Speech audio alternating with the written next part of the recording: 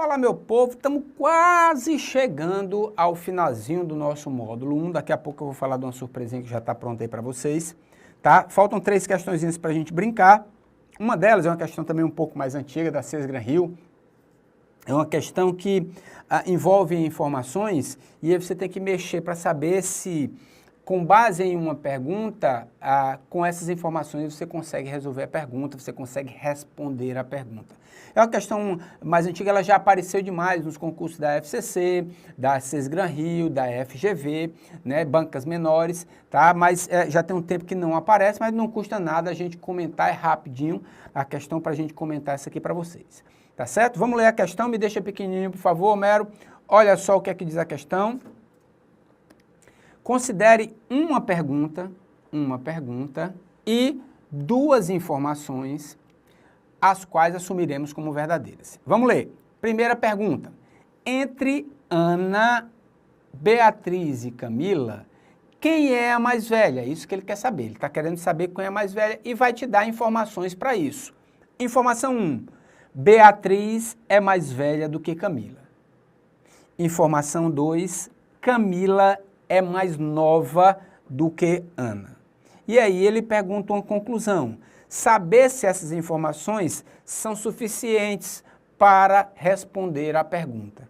Tá certo? É isso que está escrito aqui, certo? Se só uma das questões, uma das informações serve para responder a nossa questão, ou se ambas, ou se nenhuma. Tá? Vamos analisar um pouquinho aqui, vamos voltar. Então, ó, ele quer saber quem é a mais velha. Ele quer saber quem é a mais velha.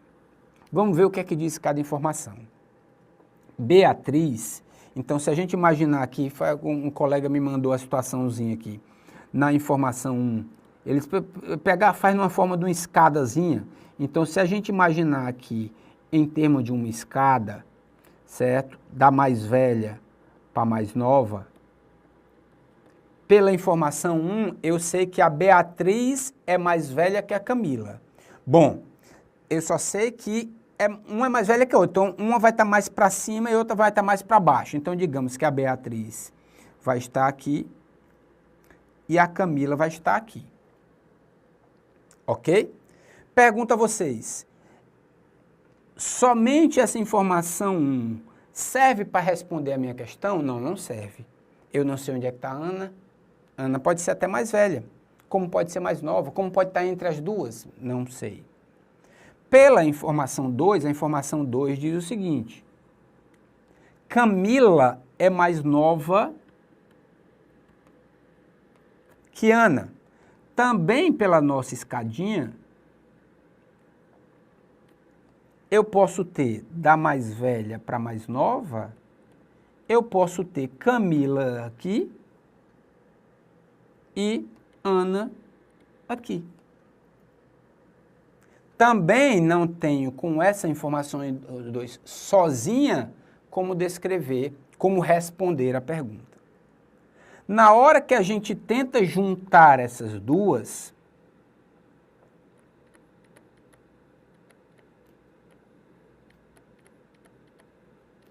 eu só tenho uma conclusão,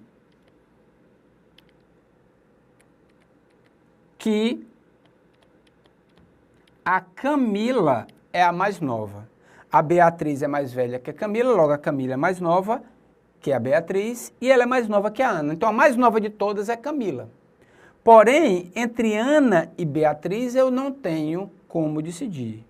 Eu posso ter tanto Ana como Beatriz, quanto Beatriz, quanto Ana. Ou seja, as duas informações não são suficientes, em conjunto, não são suficientes para responder a minha pergunta. Era isso que ele queria saber, tá? As duas informações, em conjunto, são insuficientes para que se responda corretamente a pergunta. Esse é o item correto, tá? Então, é uma questão bem tranquila, mas que faz a análise de informações com base em uma pergunta. Será que essas informações servem para responder minha pergunta separadamente ou em conjunto? É isso que ele nos pergunta. Nós vimos que não. Juntando essas duas informações aqui em preto, aqui pelo canto, nós vimos que não há como concluir quem é a mais velha. Se por acaso aqui ele me fala quem é a mais nova, aí eu tenho. Pela informação 1, não. Pela informação 2, também não, mas pelo conjunto das duas eu tenho. Quer ver até? Ó, ele tem uma citação que ele fala, eu passei errado. Deixa eu ver onde é que ele diz. As duas informações, leiam EAC, as duas informações em conjunto são suficientes para que se responda corretamente a pergunta e cada uma delas sozinha é insuficiente. Se lá eu pergunto quem era a mais nova, era a letra C o gabarito e não a letra D. A letra D, como ele me pede a mais velha, eu não tenho como concluir isso. Beleza, tranquilidade total, entendi, PH, firme e forte. Olha, só me deixa pequenininho, me deixa grande, todo na tela, todo, só para eu ajeitar aqui essa questão aqui, meu amigo. Só para eu afastar um pouquinho aqui, pronto, agora melhorou a questão de número 7, tá aí para vocês. Diz o seguinte, em uma antiga fazenda, tô pequenininho? Tô a tela toda, né? Tô pequenininho, né? Então vocês me vêm bebendo água aí. Pronto, vamos nós. Em uma antiga fazenda foi encontrada uma caixa com 15 moedas de aparência idêntica. As moedas eram dobrões portugueses do século XVIII, como se vê abaixo. Está aí o dobrão e está aí a balança.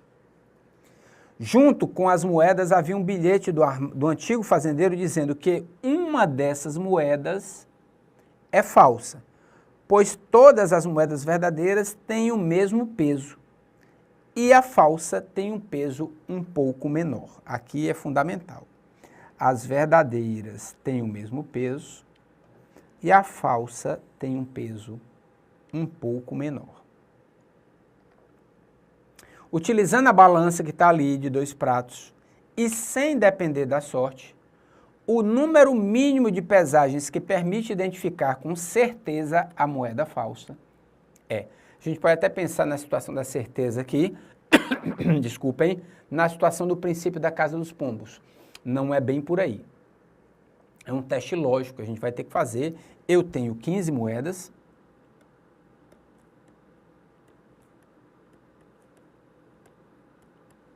E eu vou utilizar a balança para pesá-las, para ver no que é que dá, tá certo?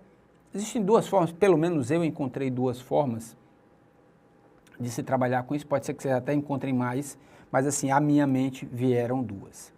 E eu vou separar dessas 2 aqui para vocês. Certo?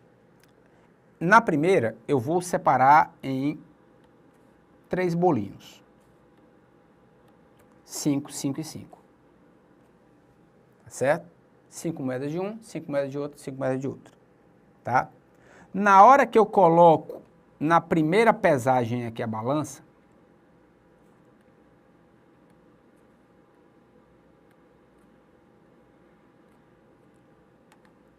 ajeitar isso aqui. Como é que é essa balança mesmo, hein? Ah, tá. Fazer bonitinho para ficar bonitinho aqui para vocês, né? Pronto. Na hora que eu coloco aqui na balança, eu vou colocar 5 de uma, 5 de outra. Podem acontecer 3 situações. A balança fica paradinha, pender para um lado, pender para o outro. Se ela ficar parada, o que é que acontece? É porque as 10 moedas aqui têm o mesmo peso. Logo, a moeda falsa vai estar naquele bolo que vai estar sobrando. Beleza?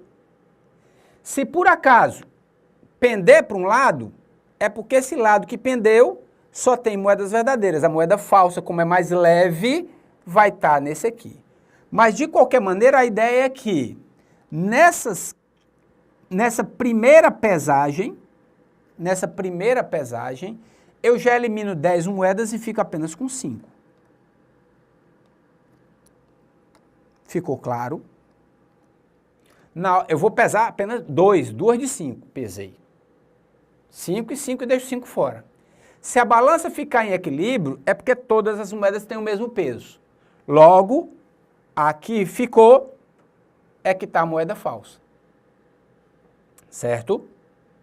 Se pender para um lado, aqui ficar mais para cima é a mais leve, a falsa vai estar aqui.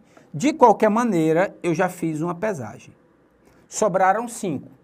Agora, eu vou dividir assim, ó. 2, 2 e 1. Nessa nova pesagem, tá certo? 2, 2 e 1. Na hora que eu pesar aqui,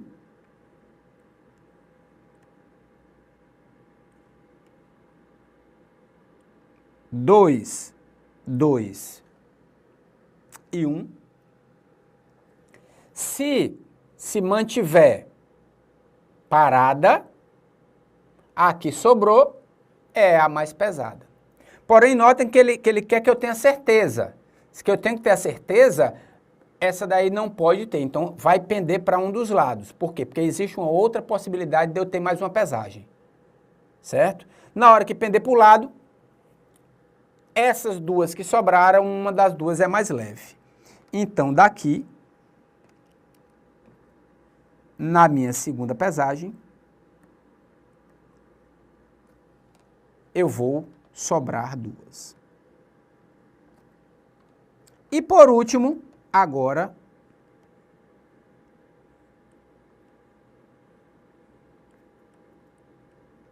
eu peso uma de cada. Aqui subir é a mais leve, portanto, 3 pesagens. Ok? 3 pesagens. Existe uma outra interpretação para a gente, certo? O que é que eu vou pensar? Vou pensar da mesma ideia, ó, só que agora com números diferentes. 7, 7 e 1, tá? Lembre-se sempre que é o número mínimo para que eu tenha certeza, tá certo? Vou colocar 7 de um lado e 7 do outro. Lógico, se ela estiver em equilíbrio, a que ficou fora vai ser a moeda falsa. Mas aí é muito complicado, é muito difícil, certo? Eu tenho que ter a certeza e nem só com uma pesagem eu vou ter certeza disso. Logo, dessas 7, uma delas vai pender. Na que pendeu, eu vou pegar esse grupo de 7 e separar. Está aqui a minha primeira pesagem. Dessa agora, eu vou fazer de 3, 3 e 1. Vou fazer novamente a mesma situação. 3 de um lado e 3 do outro e deixar uma fora. Se ela ficar em equilíbrio, a que está fora é a que eu quero. Mas eu quero que eu tenha certeza. Então, não só com 2 pesagens eu consigo. Então, ela vai pender para um dos lados. A que pender, eu tiro. As 3 que sobrarem é a que eu quero. E por último, sobraram 3. 1 e 1. Pronto. Agora essa é a última.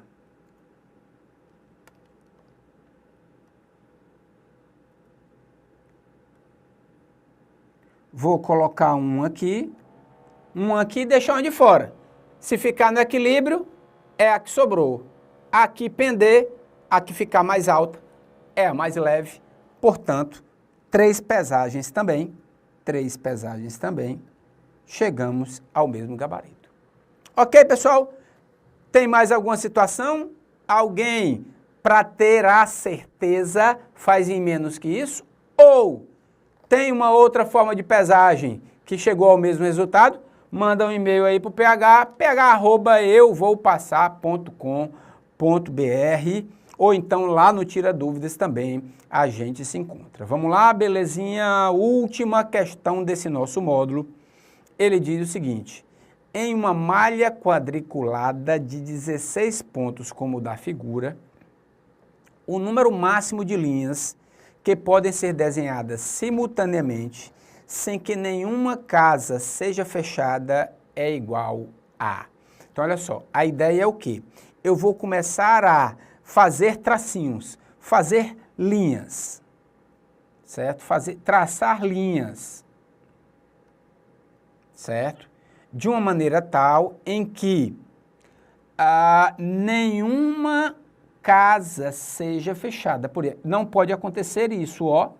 Não pode acontecer isso. Eu não posso ter toda a casa fechada. Não, não pode. Eu tenho que ter, até assim serve, mas toda essa fechada não dá.